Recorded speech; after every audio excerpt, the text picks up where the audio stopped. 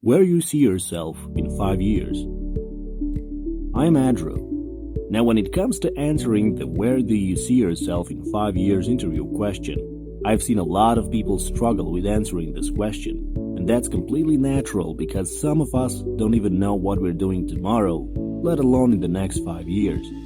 But the key that you want to remember to answering this question successfully is to focus on what you can give to the employers or the role.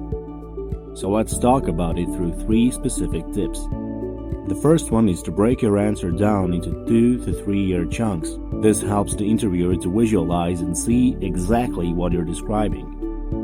What do you plan to do in the first 2 to 3 years, and how do you plan to take it up a notch in the 2 to 3 years after that? The second tip is to make sure that you focus on the high-level intentions that you have for the role and the value that you plan to deliver within each of those 2 to 3 year chunks that you describe. And finally, the third tip is to stay away from talking about job titles that you want to get in the next 2 to 3 or 5 years, because that can come off as overly presumptuous. So to recap, make sure that you break your answer down into 2 to 3 year chunks.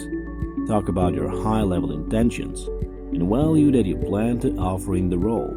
And then finally, stay away from job titles. Using these tips, you'll be able to answer this where do you see yourself in the next 5 years interview question successfully.